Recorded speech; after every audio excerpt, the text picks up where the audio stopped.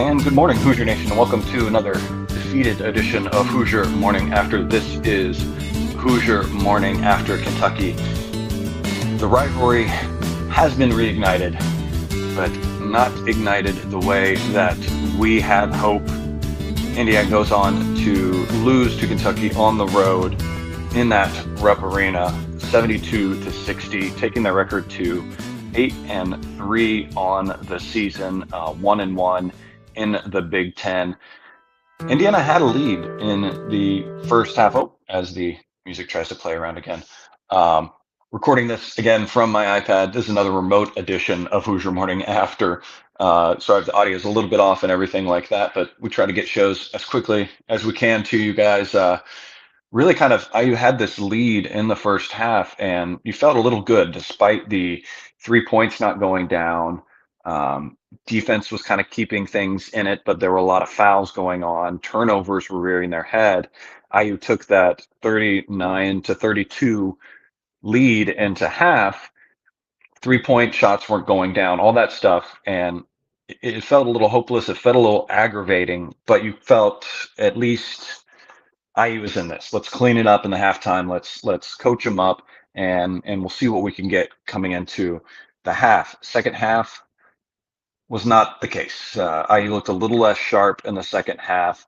Both ends of the floor just a little discombobulated. I really felt that Kentucky was able to play a little bit more physical with IU, played a lot more of their athletes, and that just gave IU trouble, along with the early game foul trouble, created issues with star players having to sit out in those moments and led to the loss when the buzzer finally fell down. Thank you for being here with us. I'm your host, Chad Schwartzkopf. Here with me always, Martha, the mop lady. Martha, we'll talk about some other good things that happened that day, but let's first rip that Band-Aid off. Your opening thoughts on this Kentucky game. Yeah, we've talked some this year just about kind of the vibe around basketball this year and how it's a bit different, which isn't necessarily bad. I think, anytime you've got the number one ranked football team in the country, there's going to be some overshadowing, right? Focus is not going to shift until, maybe the season's over or, whatever's going on. But I think Saturday's game for an IU Kentucky game probably had the least amount of buildup that I can remember for one of these games in some time. And I think some of that is obviously due to what we just said, the football team, but the other side of it too is Kentucky's really struggling out of the gate this year. I think they already had 4 losses. So, and I think when you look back on the game, that's the frustrating thing, is that was a very beatable Kentucky team. And kind of same story for IU on the road, kind of some similarities to what we saw up in Minnesota. Those, for as well as they shot the ball earlier in the week at home and knocked down all those threes, it didn't translate to the road. Still the same old problems down low, where you're really starting to see, I think, now that we're getting into playing some better competition, really some of the flaws of this lineup when the shot, especially those are going to be magnified when the shots aren't falling. And just lack of athleticism, lack of ability to score around the rim. And when this team doesn't rebound the basketball, it puts itself in a really, really tough position, especially when the shots aren't falling. And against an athletic team like Kentucky that absolutely needed a win, it just wasn't a great effort. It was pretty disheartening. There still are some positives to look at, and we'll get into those. But obviously, anytime you go and play Kentucky in a rivalry game like that, and a beatable Kentucky at that, you want to come out with a win. And that was just, especially the second half, was really, really frustrating. Yeah, I feel like your parent, when you want your parent to be mad at you, you'd feel worse about that, but instead, or you feel better, but instead they just feel disappointed. And I think that's kind of where I am. I'm just disappointed because this was one that was in the grasp. That, like you said, it was something that could have been a good final kind of non-conference, some of those top list games wins, and a game that obviously, like you said, Kentucky's been a little bit down this year. This was the time to get one on them and reignite and start the rivalry back again, and one that you would hope to win, and then watch Kentucky and hope that they figure things out and it sweetens the win. But now it's just kind of one of those marks of what could have been on this season, and this is a team that you quickly kind of realize you can almost print out a checklist in each game and go through the checklist and see, are we hitting threes? Nope, can't cross that off. On to the next thing that we need to do to win. Are we moving the ball still and at least getting to the hoop? Nope, we're kind of struggling on that with the physicality of the other team. Well, is there a third scorer that's stepping up and doing things for the lack of 3-point shooting? Nope, struggling with that. Are we fouling? Yep. Well, check that one. That's towards the negative. It feels like that's kind of like where we are with this team and what we're trying to find. And I've mentioned before on past shows and the last show and everything about the roller coaster. And here's the roller coaster that keeps going up and down and making us sick to our stomach as we watch these games. And I think IU try to find something in the offense. And I saw some adjustments in the second half where Tucker DeVries was kind of getting the ball in the high block and he was trying to get some things activated where normally that's something you would see Alexis doing or you would see Bailey doing. So they tried something there. I saw some more cutting in the second half. I think they weren't cutting with intention as much. They looked like they were just kind of trying to force some things. What are things offensively maybe that looked good for you or that were kind of lacking in this game? Yeah, I thought they came in with a reasonable plan, and obviously in the first half, even though I don't even think it was a pretty half in the first half, and I think it was far from their best half of basketball. I think I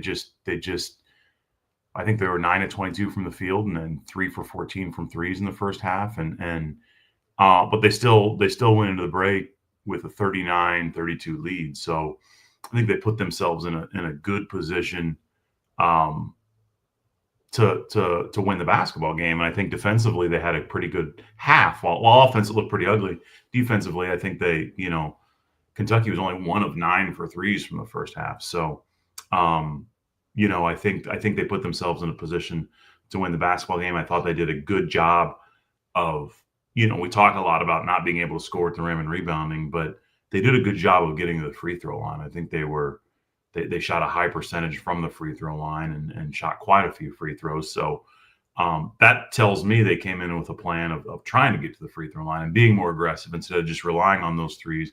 We're on the road. Let's see what we can do to get downhill and get to the rim. And it didn't translate very well to the second half, but I thought they went in with a pretty decent plan overall. Yeah, that the free throw shooting, IU finished shooting 26 of 29 from the free throw line. And yeah, it really was at the beginning of the game. You kind of felt like things were a little lopsided, and Kentucky was getting to the line a lot more than Indiana was. And then it was really in the second part of that first half where water started to find its level, and Indiana was getting to the line a lot more. And yes, at least taking care of those, you felt good. And it kind of was one of those things where, all right, so there isn't a lid on the basket. We can make these free throws. Hopefully, I was hoping to see that warm things up and get the guys going from the 3-point range. And like you said, that was not the case where they were 4 for 24 on the season.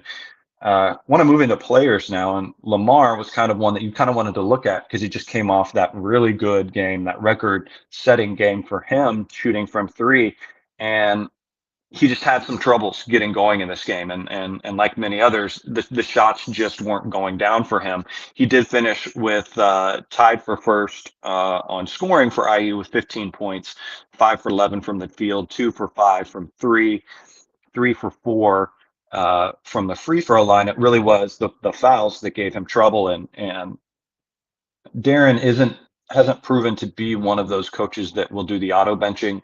If a guy is with 2 fouls in the first half, he doesn't automatically bench them kind of thing. And that's been good overall, but in this one, it kind of turned out to be a negative because in the second half, with 18 minutes left, IU was up by 6, 42-36, and he took Lamar out because he got his 4th foul, and he sat for 8 minutes, a very kind of important 8 minutes of the game. And by the time he got back in, IU had lost their lead and Kentucky was up 1. That forced him to have to get him back in. And I thought kind of getting away from IU before that and thought maybe he needed to get back in there sooner. And especially hate to see that when Lamar finishes the game with 4 fouls, like he didn't foul out. I'm of the camp of he needs to get in there sooner, and if he fouls out, then yes, you lost him. But if you're losing the game and losing the momentum in that time that you're trying to stay them to the very last minute you need them, you've already basically fouled the guy out. Your thoughts on Lamar's game? Yeah, I think not having him on the court, I think he played 22 minutes, and that I think was the difference in the ball game. I thought it's either his third or fourth foul was a pretty ridiculous foul call. Um, that being said, like we as a team, obviously with already being challenged offensively, like taking our best offensive threat off the court for almost half the game, that's a severe handicap for this squad. So only having him for 22 minutes, I understand, like that old dilemma of do you sit him, don't you? And it's tough because that was a really, really important stretch of the game in the second half. I think everybody's fear when he got that fourth so early in the second half was, shoot, we're gonna have to tread water for the next 8-9 minutes, until we get to that under 10 mark without Lamar. And that was the difference in the ball game. It was frustrating. It was a tough whistle on both sides. I just thought it was called.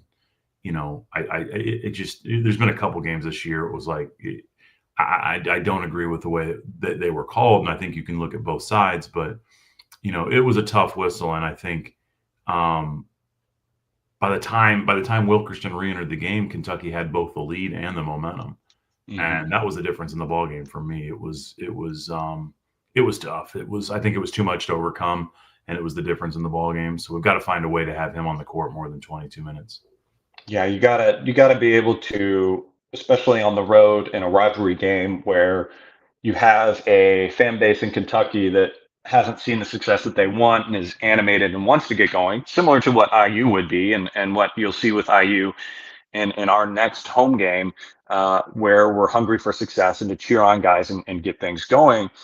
You saw that in this game, and I think next that I want to talk about is kind of Kentucky definitely won kind of in the point guard position against IU. I think Connor and Tayton did what they tried to do what they could. I think they did a fairly decent job against superior athletic guys that they had to guard on the defensive end. I think it was on the offensive end that they struggled to kind of get things going. Where you look at and combine their stats, they finished with a combined 5 turnovers to only 2 assists in this game. That's not good out of your point guards, especially on a team where we tend to be a lot higher in the assist to made basket realm. I mean, IU finished with 8 assists overall and on 15 made baskets. So such a low assist number obviously then correlates when you're a team that gets most of their points off of assists to low made baskets in this game. And I think those guys just kind of struggled to get things going. Your thoughts on our point guards in this game? Yeah, I thought, Connor Enright was pretty much a non-factor, which is odd. He's been such a defensive menace so far this season. And I thought defensively he played okay, but just obviously, when you look at his offensive stat line, there's just not a whole lot there. And I think the biggest thing, the even bigger takeaway, and if Lamar's foul trouble was reason 1A why we didn't lose, I think Tate Connerway's inconsistencies from half to half in this game were reason 1B why we might have lost, right? I think he had a pretty solid first half. I think 7 points and 3 for 4 from the free throw line in the first half. But when you look at his second half, IU had 12 turnovers in the second half. He had 4 of them. And a couple of them were in a really rough stretch for Indiana. It's kind of that stretch where Kentucky took control of the game. He had 2 pretty rough turnovers. And when you've got and the other thing I have marked down is IU was up 7 and then they turned it over on 5 straight possessions. And 2 of those turnovers came from him. So when Lamar is on the bench, that's when a guy like Tayton needs to step up. Obviously, we rely on him heavily, and he was solid in the first half. And just unfortunately he didn't bring it in the second half, and we've seen that a little bit from Connerway, right? His turnover number is probably a little bit higher than you'd like to see out of a point guard, and especially in stretches where the game's on the line, that's when he has to be at his best. And Rupp Arena is not the easiest place to play, and probably felt the pressure a little bit, but hopefully that's a game he can learn from, because we're going to need a solid Dayton Connerway if this team's got any hope of making the tournament. Yeah, the other stat that kind of sticks out for me, looking at Connor's stat line too, is obviously he tried to get things going, but you could see he wasn't as aggressive in that he didn't get to the line at all in this game. Normally you see him being a little scrappy, trying to get things going. Either his assist numbers are really high because he's able to kind of break things down and find the open shooters and stuff. And then what usually correlates along with that is that he's getting fouled because he's getting into those situations downhill. And he just couldn't get that going in this game. And a lot of that was the physicality and the athleticism that Kentucky brought to them.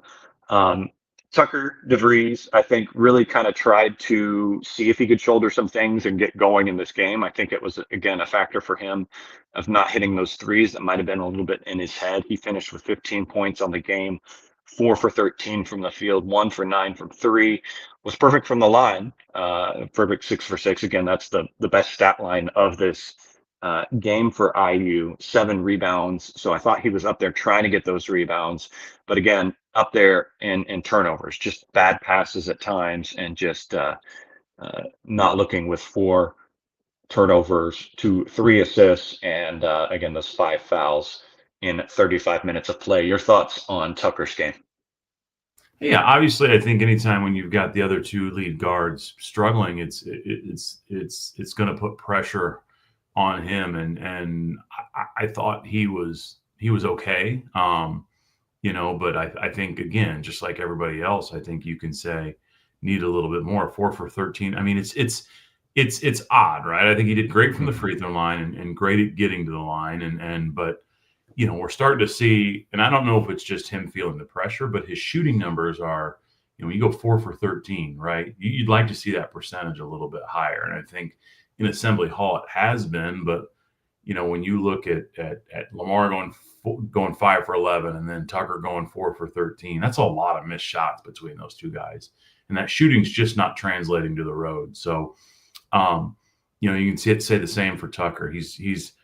I love the fact that he battled on the boards, right? I think he led the team in rebounds, which again speaks to a little bit of the problem of this team overall. I think he and Trent Cecily led the team in rebounds. So our 2 bigs, continue to struggle down low getting rebounds. So again, I think you're going to have probably these type of shooting nights from Tucker, but that's when you need one of the other 2 guards to step up. And unfortunately, it was just a bad shooting night across the board. Outside of that, we got the Tucker I think we kind of expected. Yeah. Our big guys, you kind of teased that there. I want to talk about them next. Sam Alexis in the starting lineup again for IU. 6 points on 3 for 4 shooting. Didn't get to the free throw line at all, again, which is another one that I thought just kind of tells the tape of him not being as aggressive as we would like. He obviously going against a very good big man and an ex-IU target as well in Moreno. Thought that his physicality and everything was a little bit of a struggle for our big guys. And Sam Alexis, the veteran that he is, has done okay against some of those bigger guys. But it kind of stuck out a little bit more in this game. 4 fouls as well for him, 3 turnovers, just those 5 rebounds for IU. I think some of those rebounds that they don't get credited for as well, in the idea of like Sam Alexis and Reed Bailey and any other guys down there rebounding, is IU kind of seems to struggle with the ability to really secure the rebound. They're maybe up there getting the rebound first, but then coming down with it gets wrestled away from them easily. And I think I saw that a few times from Alexis in this game as well. And then Reed Bailey as well, coming off the bench, just couldn't find a spark. Practically zeros across the yard for him on 8 minutes of play. Obviously, the coaching staff saw that it just wasn't a matchup for him. But your thoughts on our 2 bigs?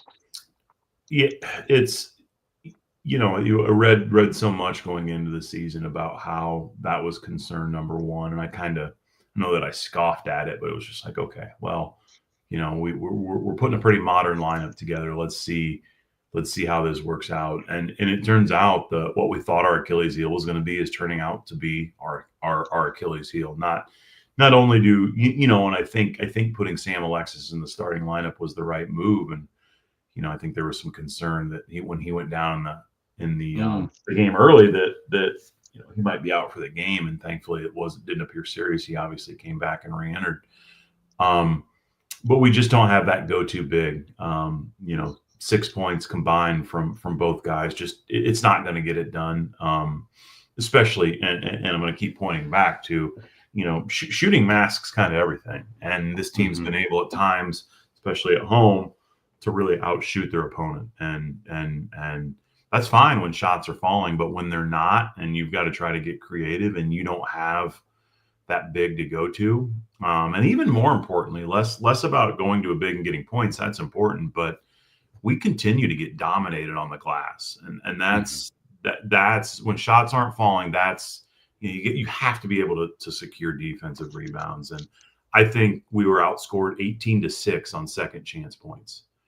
And that's the difference in the game right there, is just the inability to rebound the basketball. Even as bad as we played offensively, as ugly as the basketball game was, that if we just control the boards a little bit better, we're in a much better position to win that basketball game. And unfortunately, it continues to be a trend, and it's really, really magnified when we're struggling offensively, is just our inability to secure rebounds. And you hit the nail on the head. It's just like, a lot of times we're in position, but the slightest amount of contact and we lose the basketball. And that's frustrating as well, because we've got guys in position to make plays.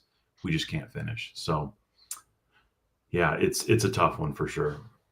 Yeah, I think and that frustration you mentioned about the earlier into the season, and trying to analyze this team that's been put together, and a lot of thought. Was giving a lot of thought as well into what are we going to do with big man wise, and I tried to talk myself into Reed Bailey being that player that sure he's going to have the big on him, but watching game tape of him, seeing him hit some outside shots and seeing him being good with the ball on the bounce, I was like, okay, cool. So we're going to do this 5-out thing. We're going to have this big, quote unquote, big in there that's going to be able to break down and maybe drive on some of these big men. And I haven't seen that at all this year. I haven't seen at all what I thought I'd see, what I expected to see from him. And is it still there out of him? Maybe that just, did I see it wrong? Was it because it was against the lesser competition? Maybe it was. Maybe this is just the ceiling is a lot lower on a player like Reed Bailey than I had expected. And I hate to feel like I'm dumping so much on a player like that, but that's kind of where it was. As far as the rest of the bench and everything, Nick Dorn came in, I thought did okay, did some shot 3 threes, didn't go in like the rest of the guys, but took care of business on the free throw line. And then the exact same thing for Trent Sisley.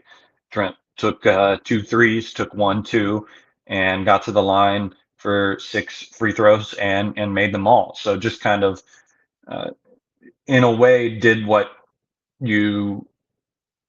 a bare minimum from a bench players, I guess, in that sense, of came in and at least attempted some shots, but took care of business on the free ones.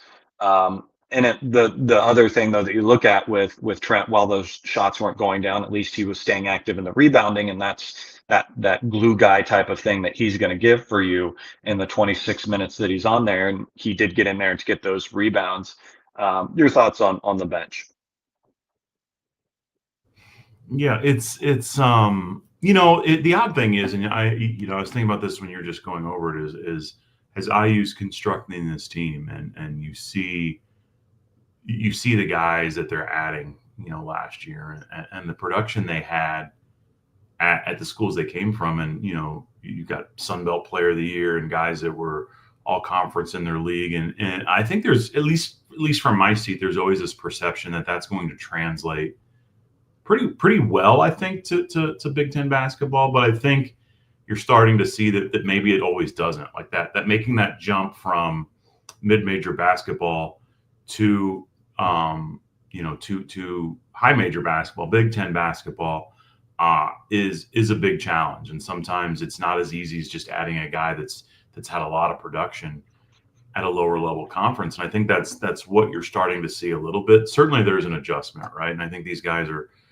fully capable, but you're starting to see that adjustment, especially against some of the competition we're seeing, is a little bit tougher than just as simple as going out there and playing. I thought, Nick Dorn's been a wild one for me, just in terms of like not knowing what we're going to get. And I wish he was a little bit more athletic, right? It's almost like you're just going to, when you're looking for sometimes an answer from the bench, he just comes in and has the same skill set as some of our other guards. He's a really good spot up shooter, right? But he's not going to go out and be able to create you anything offensively. So being able to get him looks is important. 7 for 7 from the line. So again, did a good job of getting to the line. Again, I think we saw freshman Trent Sisley a little bit offensively, right? He had some of those same struggles up in Minnesota. So, but that's to be expected from a freshman like that, and so obviously I think we need a little bit more out of the bench. It's been hit and miss this year a little bit. I think we said the same thing after Minnesota. So on our losses, it's really starting to show a little bit that we just don't have any answers from our bench, right? So overall, okay. There's a guy that's finally enclosed now and such a new roster. Who was that maybe not Josiah Miles. I can't remember, but somebody. Yeah. Such a new roster, right? We're still getting familiar that somebody's finally warming up in uniform. I can't remember who that was, and I don't even know what he's going to be able to bring. But hopeful that maybe we can strengthen our bench a little bit as we continue to get healthy. Live looking in, trying to find that guy's Josh Harris, I think it was. Josh Harris. That was it. This is a prime example of the transfer era, transfer portal era college basketball that, we're here at December 15th and we don't know our full roster yet. And again, it's just because they're so new, right? But we'll get there. We'll get there. It's still somewhat early. If I was at home, I'd be able to look over my shoulder right here and go look at my floating head poster, and I could have said that sooner. But since it's a remote edition, not so much. Yeah, you said something interesting when you were talking about Nick Dorn, and he's kind of reminded me in a way, not like a one-for-one comparison, but in the ideas of like up and down and potential to what you really want out of him, to like a CJ Gunn. Now, I think CJ Gunn matured in his impact a little bit past that and a little more consistently than we've seen so far with Nick. But I feel like Nick can be that similar type of player where he can have games where he just gets going. And I think you talked about his athleticism. I feel like his athleticism is there. I think he's just always been that 3-point shooter, and he's always been told, and the stats have always told him he's a 3-point shooter, that he shies away from those athletic things and going to the basket. So I hope we see that more from him. I hope he's able to unlock that piece of his game. But for now, yeah, it's just another frustration to stack upon the other frustrations for this team, and trying to figure out how to talk about them and how to analyze them as we move forward. We'll jump into some numbers now, and obviously the worst number you want to look at is the 3-point shooting, where IU finished 4 for 24 from the field, 3 for 14 in the first, and an abysmal 1 for 10 in the second half. That was 16%. And just to kind of look at it, IU is averaging on the season 36% from 3. So should we had made at least our average, or maybe even just slightly below that, that's 5 more threes going in. So 15 more points to this game. And a game where you saw it kind of trailing off, especially at the end, where Kentucky kind of spread out their lead as they got that final momentum, and I felt like IU was kind of losing their legs and getting tired. That's where you saw the double-digit lead start from Kentucky, but before that, it was kind of looking like it was going to finish to like an 8-point loss for IU. And that's where those 15 points are sorely missed in this game. Obviously, we had the foul issues with IU having 3 guys with 4 fouls and 1 guy, Tucker, fouling out with 5. And like I said before, the 8 assists to made baskets. Again, while a good-looking stat as far as ratios, 8 to 15, not when you look at IU going 15 for 44 from the field at 34% on the game. Again, the one positive, the free throws, nearly 90%, 90 if you want to round up at 89.7%, 26 for 29 from the field. What are some numbers you're looking at on this stat sheet? So, the 18 turnovers that led to 23 points for Kentucky. That's one that just jumps out for me, like especially playing on the road in Rupp Arena. And even I heard, for all I love Charles Barkley, but when you pair him with Dick Vitale, it was a tough listen. But one point that Charles Barkley made, and I can't remember at what point in the game it was. I want to say it was late in the first half, but he just said Indiana has to value the basketball a lot more than they do. And,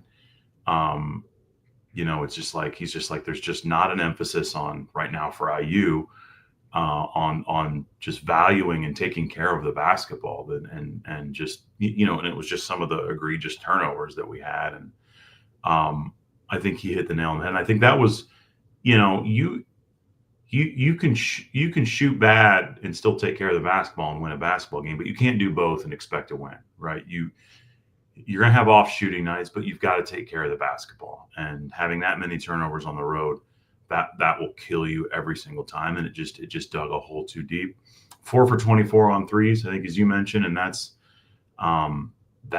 huge. And I think one stat that's not on the stat sheet that I think would still surprise people is that if you look up Indiana's current net ranking, it's 26th. That's a tournament team right now. And David in the chat said, "Are we a tournament team?" Right now we are. And does that mean there's not work to do? There's a ton of work to do because the Big Ten Conference is going to be a grind. We're going to have to hold serve at home. We're going to have to beat some good teams at home.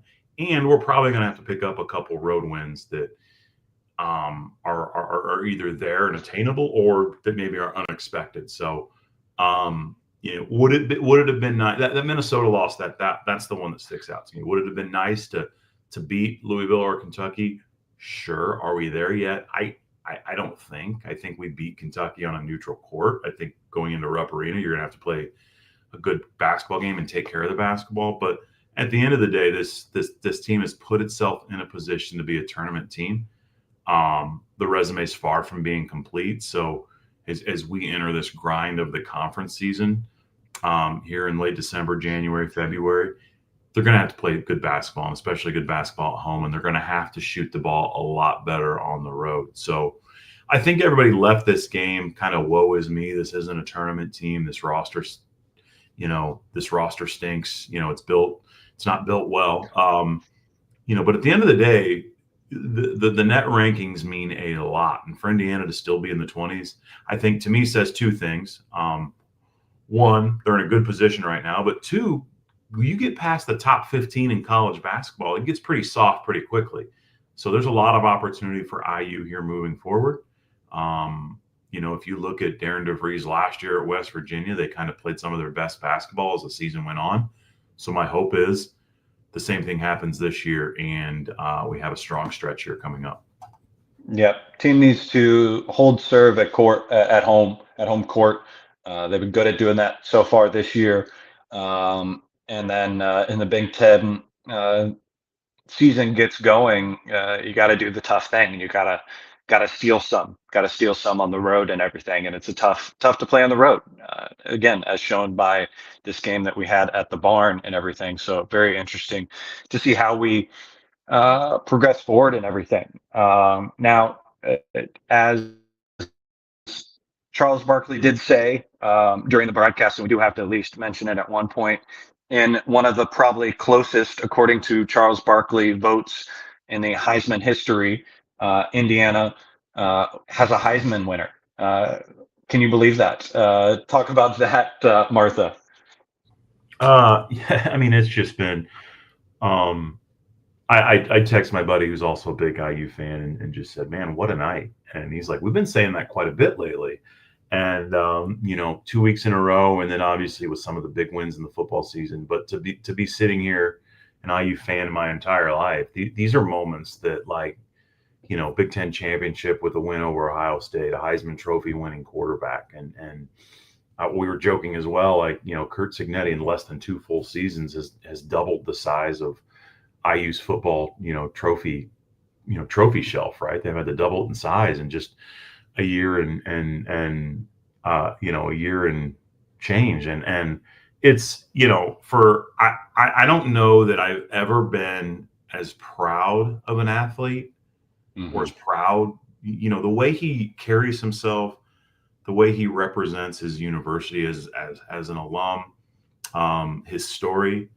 I don't know that I've ever rooted for an IU athlete harder. I've certainly, I'm a diehard. I bleed cream and crimson, but I don't know that I've ever wanted something for an IU athlete more than I wanted Fernando Mendoza to win the Heisman, because his humility, he's so easy to cheer for.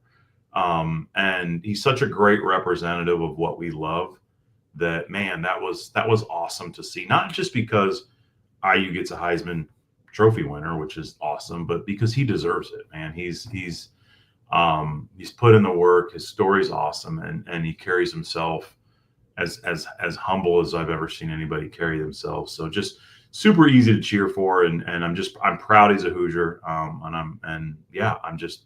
He's fun to talk about. So really, really awesome story, really, really awesome moment. And now let's hope we can finish the season with a few more wins and add to that trophy shelf. It's awesome.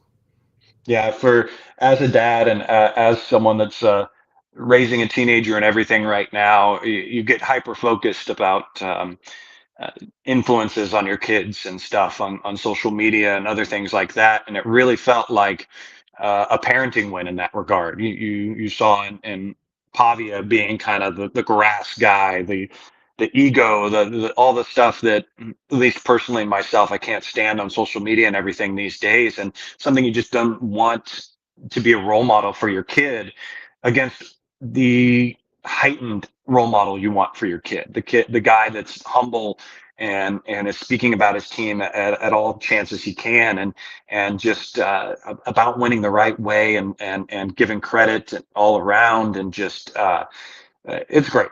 It's such a great time, and it was just hilarious too, just to you, and exemplifies him. He talks about before the ceremony and before winning, that if he wins it, then he's going to keep the trophy in Bloomington and everything, and you're thinking, oh, that's awesome, but then you kind of realize, no, Bloomington gets a trophy as well. You can keep yours, but just it shows where his heart is, and where he is as a player, and such a great asset for this team. And not only uh, do I want to shout that out, but we also got to look back, and I think it was a comment I saw on Twitter where history looks fondly at things that get overlooked, and I think a little bit of this Heisman win is a little bit on the shoulders of who did it last year for IU, Curtis Rourke, and we've got to kind of be able to look back to him and see the road that he paved for Fernando to kind of be able to come in and do this kind of thing. So big up to Curtis Rourke, and a mention in this kind of win and everything. Martha, get on to a great point now as we get into the cold of the winter season, the holiday season coming out. What gifts are you going to give? How can you give to good situations that we find out there, good charitable events and everything? There's a good charitable event with IU Athletics and IU Tickets. Tell them about what they can do with their tickets. Absolutely. If it's a balmy 6 degrees like it is here in Northeast Indiana this morning, and you don't feel like making the trek to Bloomington, or for whatever other reason you might not be able to make the game, if you've got tickets and want to make a donation, especially over the holiday break, right? I think the students are off campus starting this week or last week, and these are the games that a lot of families try to get to. Some of them don't have the means to be able to do so.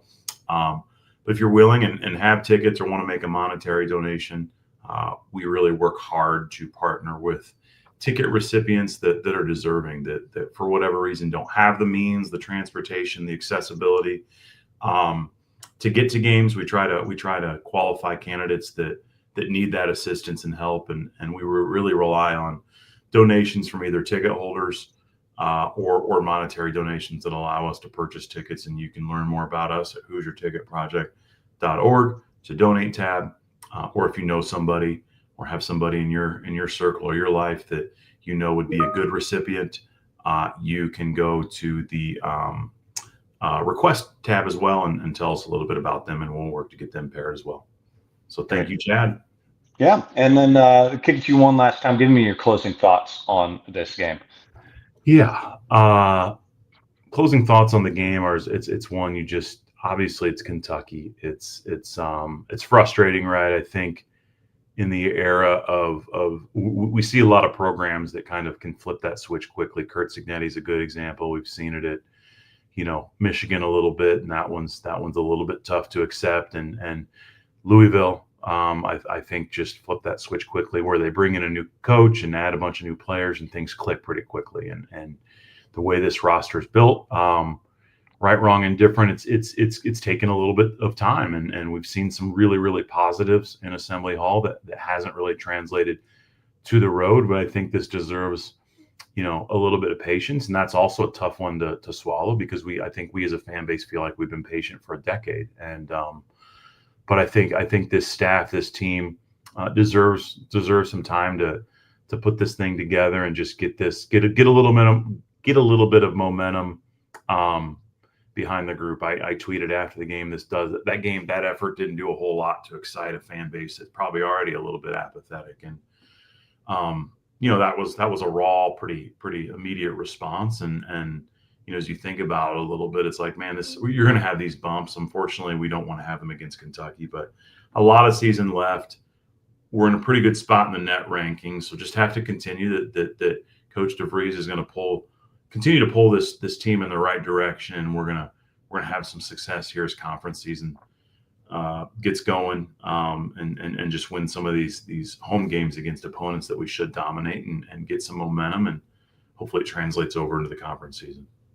Yeah, you're right on there, talking about the excitement and everything. And Blake mentioned that as well in the chat, and said, need to get some juice in this program to excite the fans. Losing that game the way we did, it felt like we beat ourselves more than we beat the other team, bested us. Really disappointed with the rebounding effort. And I think you nail it there with this is a team that can beat themselves very easily. Like Martha was saying, and like we said in this show, you can't have turnovers like that. You can't have that coupled with shooting like we did. And it's going to be a team that continues to be that up and down and all those situations that we saw in this game. So it's going to be tough to figure out what it is. At least IU has a home game coming up. They play on Saturday against Chicago State, a final little tune-up game before we get into the holiday season and everything. And that is on Big Ten Plus streaming. So hopefully you still have those streaming services out there to be able to watch those games and all of those situations. So a chance to kind of find some things and get things going and find some forward momentum for this team. So hopefully they find that, hopefully they get that, and we're able to go into the holiday season feeling slightly better at things. But that's going to do it for this edition of Hoosier Morning After, another remote edition. Again, apologies for the rough audio as I am talking to you remotely, but I thank you everyone for being there with me. Follow me on Twitter at General Chadwick. Follow Martha at the Mop Lady, so you can find out when we're going to go live and more information about the show. Thank you for Bob Thompson for producing the music you hear on the show. We'll be back again the morning after the next game. Until then, guys, go out there, have yourselves a wonderfully cold day, and let's go Hoosiers.